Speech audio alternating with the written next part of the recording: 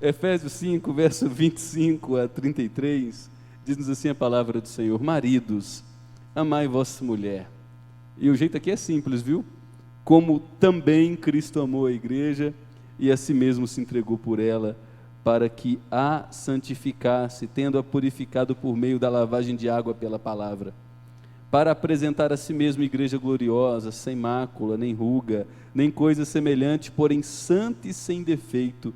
Assim também os maridos devem amar a sua mulher como ao próprio corpo. Quem ama a esposa, a si mesmo se ama, porque ninguém jamais odiou a própria carne, antes a alimenta e dela cuida, como também Cristo faz com a igreja, porque somos membros do seu corpo. Eis porque deixará o homem a seu pai, e se unirá à sua mulher, e se tornarão os dois uma só carne. Grande é este mistério, mas eu me refiro, diz Paulo, a Cristo e à igreja. Não obstante, vós, cada um de per si, também ame a própria esposa como a si mesmo, e a esposa, Paulo termina dizendo, respeite a seu marido. Uma jornalista americana antiga, já início do século XX, disse em uma de suas matérias a seguinte pérola, que as mulheres procurem compreender muito seus maridos e amá-los pouco, e os homens procurem amar muito suas mulheres e nunca tentar compreendê-las. A gente sabe que a visão que o mundo tem de casamento e família é muito complicada. Para pessoas que nos cercam e não comungam da legítima fé cristã, um homem amar uma mulher todos os dias de sua vida, até o fim, com amor leal, intenso, crescente, dedicado, é algo absolutamente fora de qualquer tipo de padrão. Não é à toa que aquele homem aconselhando um adolescente, dizendo, sou casado há 40 anos com a minha esposa e a amo profundamente, tenho ouvido dela, e o Senhor já contou isso para o seu psiquiatra. Porque o mundo não consegue conceber esse tipo de amor, de dedicação de um homem por uma mulher por anos a fio. O mundo entende que o casamento é uma prisão, onde o amor, que é livre por natureza, não tem permissão para entrar. Mas o conceito bíblico de amor, de casamento, é um para o outro e um no outro, nutrindo um relacionamento que amadurece em dedicação e serviço ao outro, e o amor cresce na medida em que essa relação e esse relacionamento amadurecem. Nós chegamos no momento da carta de Paulo aos Efésios, onde ele está tratando do papel dos cônjuges na relação. Nos versos 22 até o versículo 24, Paulo trata da relação da mulher. E Paulo não está preocupado com os pormenores da relação entre homem e mulher. Ele observa aquilo que é prioritário. Ele diz para a mulher, olha mulher, se você tem que focar em algo que realmente vai transformar seu casamento, respeite seu marido.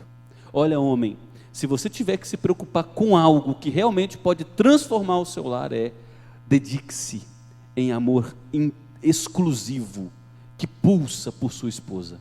Dedique-se em amor à sua mulher. Esse é o seu alvo, homem. E aqui Paulo vai dizer que o amor do marido pela esposa precisa ser nada menos que semelhante ao amor de Jesus pela igreja. Se algum homem levantar a seguinte pergunta, como eu devo amar minha esposa? Paulo traz a resposta na ponta da língua, como Cristo amou a igreja. Você quer aprender a amar bem sua esposa? Conheça como Cristo amou a igreja. E nesses versos, do verso 25 ao verso 33, Paulo vai explicar como Cristo desenvolveu e ainda desenvolverá o seu amor por sua igreja. Mas antes de mais nada, Paulo diz que o amor de Jesus pela igreja é um amor real, não é nada abstrato, é um amor de entrega, é um amor de dedicação, é um amor fora dos méritos. Paulo diz em Romanos 5, versículo 8, que Deus prova o seu amor para conosco pelo fato de Jesus ter morrido por nós, sendo nós ainda pecadores. O mundo celebra o belo, o esteticamente perfeito. Temos até a história da Cinderela, né? Quando ela está suja na cozinha, Chega a fada madrinha, faz um encantamento, a veste com a roupa maravilhosa, transforma a abóbora numa carruagem, e ela chega com seu sapato de cristal na festa do príncipe, naquele castelo maravilhoso, uma mulher maravilhosa, muito bem vestida, e lá o príncipe se encanta, e os dois se apaixonam, e é uma relação muito bonita. Esse é o amor celebrado pelo mundo. Mas o amor de Cristo por sua igreja é um amor que olha para a igreja na cozinha, com cheiro de suor, com óleo na roupa, com cabelo sujo, a igreja ainda em pecado, e Cristo resolve voluntariamente amar a igreja. Então Paulo dá como referência para os homens: vocês querem amar suas esposas? Conheçam como Cristo ama a igreja. É necessário que os maridos entendam o amor de Cristo por sua igreja, para que possam saber de que forma devem amar a esposa em sua vida diária, a fim de que o casamento seja bem sucedido. E para a gente entender e para a gente conhecer como amar a esposa, vamos ver como Paulo constrói o seu raciocínio. Paulo divide o seu raciocínio usando 3 verbos: o amor de Cristo pela igreja no passado, o amor de Cristo pela igreja no presente e o amor de Cristo pela igreja no futuro. E no entendimento de Paulo, em primeiro lugar, Cristo ama a igreja no passado, quando ele resolve salvar essa igreja. Note o versículo 25: maridos, amai vossa mulher como também Cristo. E olha o verbo no passado: amou a igreja, e o outro verbo: a si mesmo se entregou por ela. Essa é a manifestação do amor de Cristo pela igreja. Deus olha para mim e para você em nossa sujeira, desce em Cristo Jesus até a nossa lama de sujeira, a nossa lambança de pecado, e faz alguma coisa para mudar a nossa vida. O amor de Cristo por nós não é um amor baseado na performance, no belo, no esteticamente agradável. O amor de Cristo por nós não é baseado naquilo que a gente pode retribuir. Antes Ele nos ama sem a gente ter nada para dar em troca. Antes Ele nos ama a gente não merecendo ser amado por Ele. Esse é o amor de Cristo pela igreja no passado. Cristo olhou para a igreja, voluntária e livremente resolveu se entregar pela igreja, a fim de salvá-la, resgatá-la, derramar o sangue por essa igreja. A diferença de Cristo é que Ele amou a igreja maltrapilha, amou a igreja em sua mendicância, amou a igreja em sua imundície e em sua sujeira. Isso é lindo, gente. E o amor de Cristo pela igreja no passado implica também a sua humildade.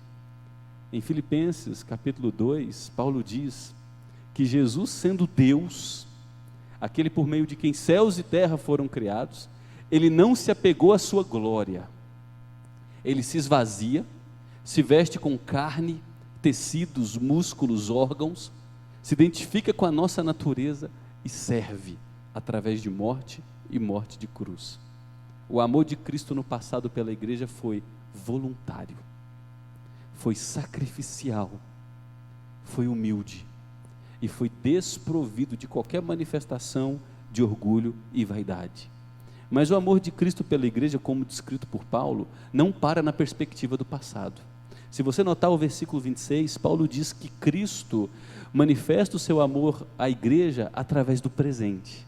Olha o que Paulo diz: que Cristo a si mesmo se entregou por ela para que a santificasse, tendo-a purificado por meio da lavagem de água pela palavra.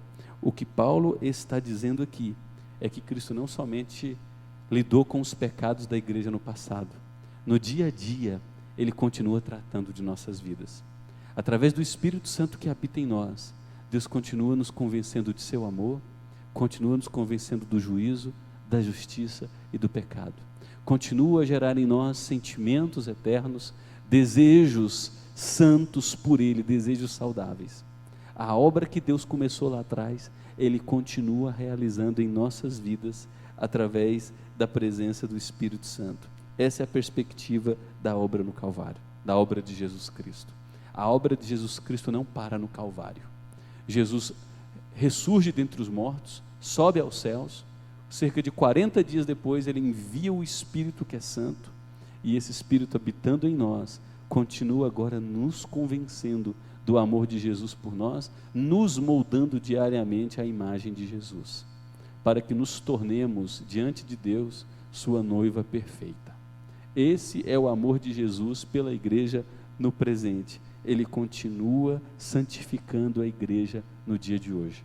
É por isso que, se não há santificação em sua vida, você não pode dizer que Cristo morreu pelos seus pecados. Se não há santificação em sua vida, você não pode dizer que é salvo. Porque aquele que foi alcançado pela obra de Jesus no Calvário, a si mesmo se purifica do pecado todos os dias. O marido ama a esposa como Cristo amou a igreja, a redimiu no passado e a santifica no presente. Mas tem mais. Paulo cria um outro argumento, ele olha para o futuro. Paulo diz que Cristo ama a igreja agora, através desse processo de glorificação. Olha o versículo 27. Para a apresentar. Cristo morre pela igreja, sua redenção. Cristo santifica a sua igreja no presente. E agora Cristo apresentará essa igreja, é no futuro. Apresentará a si mesmo igreja gloriosa, sem mácula, nem ruga, nem coisa semelhante, porém santa e sem defeito. Que maravilha isso aqui. Cristo morre pela igreja, Cristo santifica a igreja e Cristo glorificará a igreja através de seu retorno em glória. Quando os mortos ressuscitarem em corpos incorruptíveis e em corpos glorificados, encontrarem com o Senhor nos céus, esse mundo ser queimado e enrolado como um pergaminho, conforme Pedro diz em sua segunda carta, Deus fazendo novos céus e nova terra, e agora os santos, redimidos, habitarão para todo sempre na presença de Deus, sem pecado, sem possibilidade de morrer, completamente glorificados. Colocando de um jeito muito prático, Cristo amou a igreja no passado quando a salvou. Cristo ama a igreja no presente quando a aperfeiçoa. E Cristo ama a igreja no futuro quando a entregará a Deus perfeita, sem mancha, nem ruga, nem mácula, sem defeito. Esse é o amor de Cristo pela igreja. E o que Paulo fala para os maridos? Maridos, amem suas mulheres como Cristo amou a igreja. Então, com base nisso, nessa rápida avaliação de termos teológicos profundos, como é que a gente pode, na prática, viver e expressar o amor de Cristo pelas mulheres? Em primeiro lugar, os maridos expressam o amor de Cristo pela igreja, o seu amor pelas mulheres morrendo para si.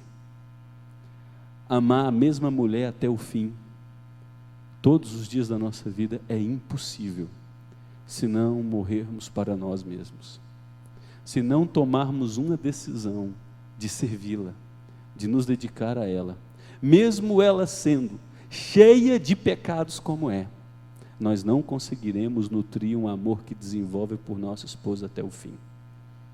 Todos que são casados aqui sabem que dormem todos os dias com a pecadora e acorda todos os dias com a pecadora. Que há dias que, se ela perguntar para você, você me ama? Se você for construir seu casamento fundamentado no sentimento, você vai dizer, hoje não. Hoje não. Mas como a minha relação contigo é construída no meu compromisso de servir você, eu te amo, apesar de você ser quem é. Então o marido ama a esposa como Cristo amou a igreja em primeiro lugar, tomando a decisão diária de fazer morrer o seu velho eu. E como nós somos egoístas, chegamos em casa com nossas esposas cansadas e desejamos que elas nos deem prazer, entretenimento, comidas de preferência ainda no prato ali na nossa mão. Muitos tratam suas esposas como suas empregadas, como pessoas que Deus deu para satisfazer prazer. Não é isso. Cristo morreu por sua igreja, sendo sua igreja a maior de todas as pecadoras. A segunda forma de como os maridos podem, na prática, expressar o amor de Cristo por suas esposas é sendo instrumentos de Deus na santificação de suas esposas. Os maridos devem expressar seu amor por sua esposa como líderes espirituais, orientando e ajudando-as a crescer espiritualmente. Cada marido tem a responsabilidade de, postos por Deus como sacerdotes e pastores de seus lares, orarem por suas esposas, orarem com suas esposas, lutarem com elas, para que elas transponham momentos de depressão espiritual. Sua esposa precisa da sua ajuda. Há momentos de medo, há momentos de depressão, há momentos de grande fraqueza espiritual, há momentos de pecados grosseiros que elas imaginavam ter abandonado há tanto tempo e agora estão retornando. Há falas precipitadas, tolas, há comportamento agressivo, há fala que acusa, que parece que ela está brincando com a sua masculinidade e confrontando você como homem. Nesses momentos você precisará morrer para si, é o que Cristo fez pela igreja, e lutar para santificar a sua esposa, ajudá-la a amadurecer em sua vida espiritual. E aqui eu quero fazer algumas perguntas. Qual foi a última vez, homem, que você orou com sua esposa? Qual foi a última vez que você escutou seus desabafos, suas queixas, suas necessidades? Qual foi a última vez que você parou exclusivamente para olhar para ela e dizer: como é que está o seu coração? Eu tenho as horas que forem necessárias para você. Como é que está a sua vida? Como é que está a sua vida com Deus? Como é que está a sua fé? Uma conversa desarmada, sem acusação, sem imposição, mas com a preocupação verdadeira. Qual foi a última vez que você a orientou na vida cristã, mostrando o caminho que ela devia seguir? Qual foi a última vez que você mostrou a ela o caminho de santificação? Qual foi a última vez que você a ajudou a vencer determinados pecados ocultos? Talvez você se irrite facilmente com sua esposa, mas você tem empenhado todos os seus esforços em ajudá-la. Você tem investido tempo na vida com ela, como você investe tempo em seus negócios, como você investe tempo em determinados hobbies. Você tem lutado por seu casamento, lutado para expressar o amor de Jesus à sua esposa. E esse argumento, eu quero dizer aqui para as mulheres, é uma forte razão porque as mulheres são desaconselhadas a se casarem com homens incrédulos. Porque homens ímpios, que não têm o temor de Deus, não têm a menor condição de oferecer a vocês esse suporte espiritual, que só um marido crente tem. Seu marido crente é um pecador, mas se ele ama Jesus, ele recebeu o Espírito Santo, que lhe dará condições de dar a você o suporte espiritual que você tanto precisa. Um homem ímpio será um fardo pesadíssimo sobre sua vida. Por fim, o marido expressa e vive o amor de Cristo pela igreja na prática, alegrando-se com sua mulher. Olha só, olha o verbo no futuro. Cristo aperfeiçoa a sua igreja no presente para apresentá-la perfeita, agradável, sem mancha, sem ruga e sem mácula a Deus. Cristo ama a sua igreja. A igreja que a gente vê é cheia de defeitos, mas a igreja que Jesus vê, recolhida a sua presença na glória, já é a igreja dos santos aperfeiçoada. Ele deu sangue por essa igreja, comprou essa igreja, aperfeiçoa essa igreja, para purificá-la em sua presença. Ele se alegra com sua igreja. Qual foi a última vez que a sua esposa soube de você, ouvindo de seus lábios, que ela encanta seu coração, que você é feliz como homem, por tê-la como sua esposa? Há maridos que criticam suas esposas na frente de amigos, fazem brincadeiras do peso, fazem brincadeiras, meu Deus! Há mulheres definhando por falta de elogio de seus maridos. A nossa fala gera um impacto monstruoso no coração das nossas esposas. Pedro, em sua primeira carta, capítulo 3, versículo 7, diz que as esposas são a parte mais frágil, elas reagem diferente dos homens aos embates desse mundo, às emoções, a fibra para resistir a várias pressões. Maridos, protejam, cuidem de suas mulheres, apreciem e se alegrem em suas mulheres. Quais são as implicações deste texto de Efésios 5, versos 25 a 33 para as nossas vidas? Em primeiro lugar, o amor do marido por sua esposa deve ser concreto. Todos os dias o marido precisa expressar esse amor real, não abstrato, não de palavras, mas através de ações, como Cristo demonstra o seu amor por sua igreja, quando se entregou por ela, sendo ela a maior de todas as pecadoras. A maior demonstração de amor que o marido pode mostrar à sua esposa é na rotina diária, vivendo as dinâmicas tão complexas de uma família, criação de filho, casa suja, tarefas domésticas, o cuidado com as demandas da casa, a administração financeira saudável.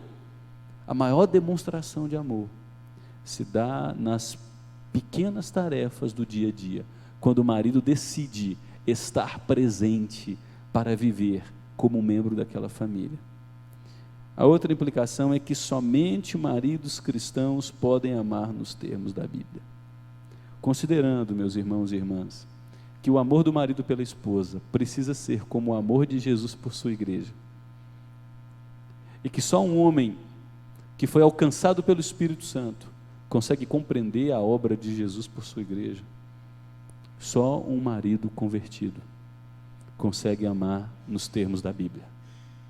Se você se aventurar, as jovens que estão aqui que me ouçam em nome de Jesus, as adolescentes, os pais que estão com filhos aí, meninas, querendo começar a desabrochar para o namoro, ouçam e ensinem seus filhos. Só homens que amam e que temem a Deus conseguirão amar nos termos das Escrituras. Ensinem isso aos seus filhos. Terceiro lugar, maridos são responsáveis pelo casamento.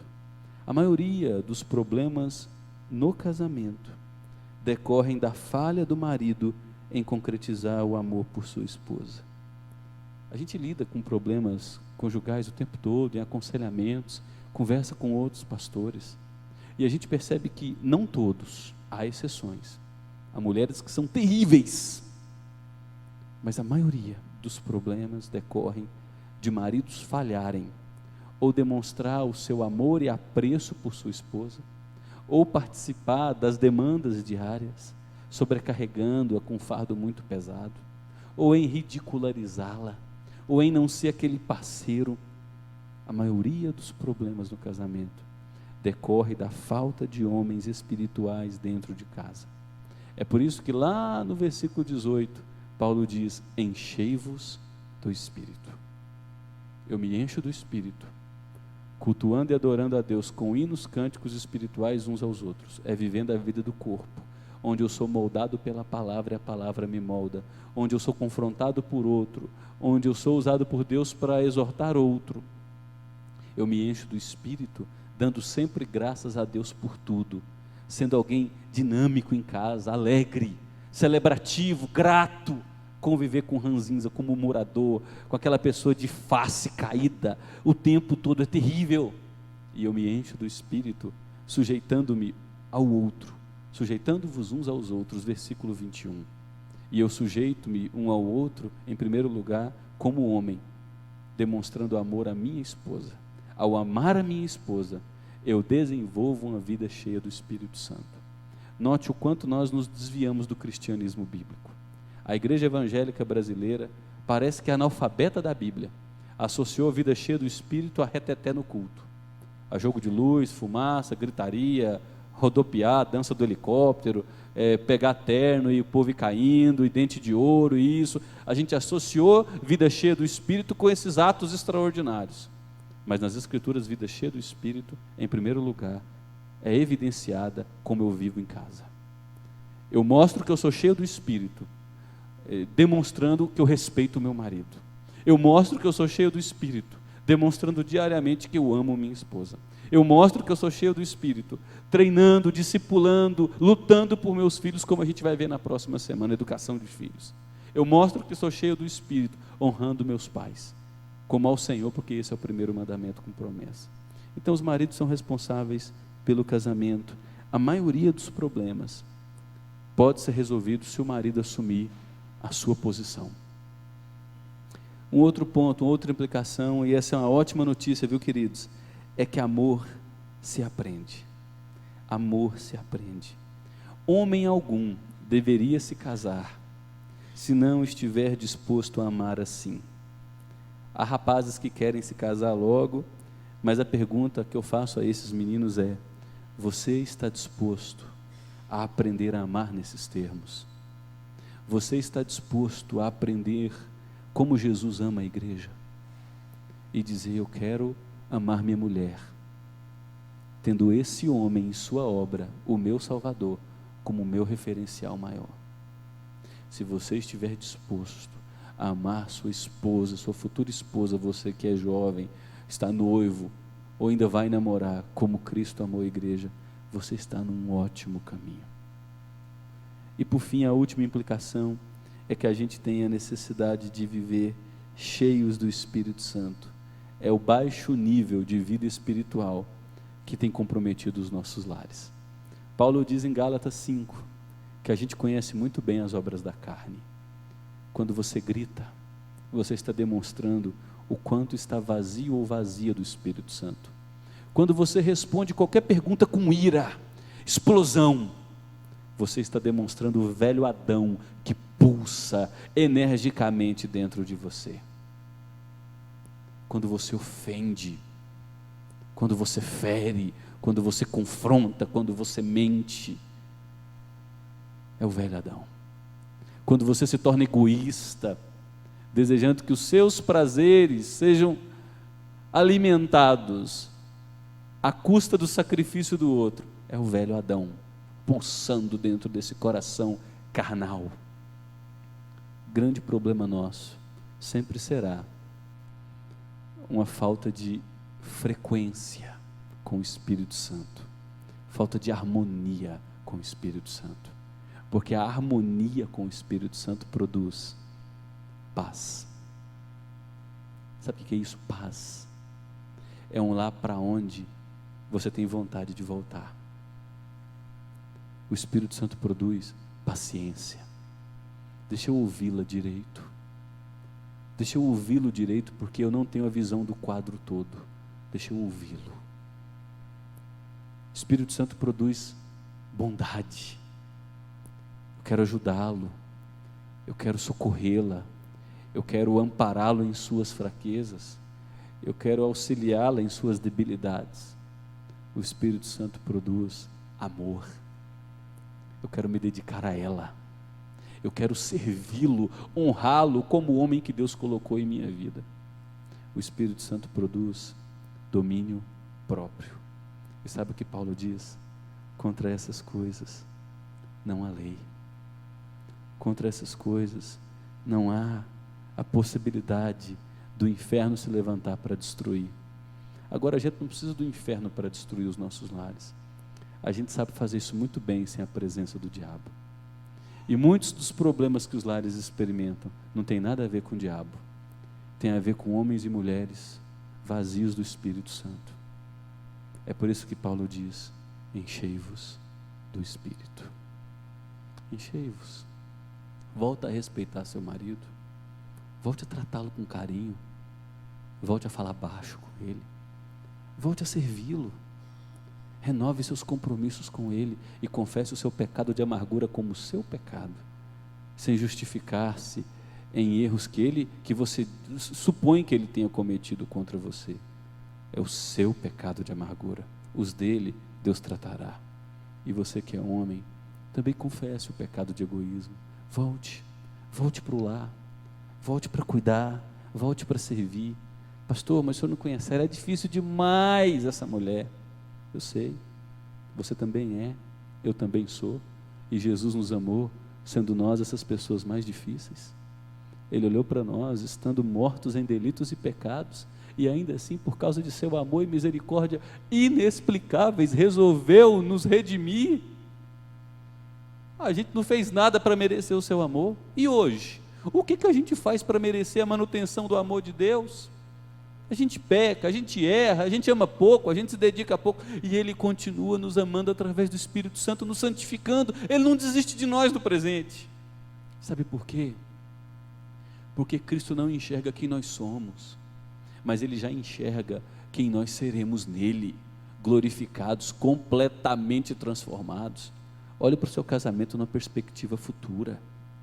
Não admita essa vida miserável do presente e diga: o meu casamento será sem ruga, sem mancha, sem mácula, porém santo, sem defeito, consagrado ao meu Deus, que me amou, que me ama e que me amará. Por isso, eu amarei minha esposa, amei minha esposa, continuarei amando, apesar dela ser quem é e cometer algumas coisas que me chateiam, e amarei até o fim, para a glória de Deus. Sabe por quê? Eu termino com essa leitura aqui, versos 31 e 32. Eis porque deixará o homem a seu pai e sua mãe, e se unirá à sua mulher, e se tornarão os dois uma só carne. E olha o que Paulo diz: grande é este mistério, mas eu me refiro a Cristo e à igreja. Paulo está dizendo que o casamento de um homem com uma mulher revela para o mundo o mistério do amor do pai pelo filho e do amor do filho por sua igreja. Quando nós vivemos boas vidas de casados, é o amor de Jesus por sua igreja que é apresentado ao mundo que nos cerca.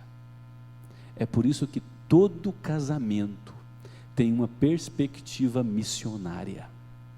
Em outras palavras, ninguém que se diz crente, eu vou usar esse rótulo, tem o direito de ter um mau casamento.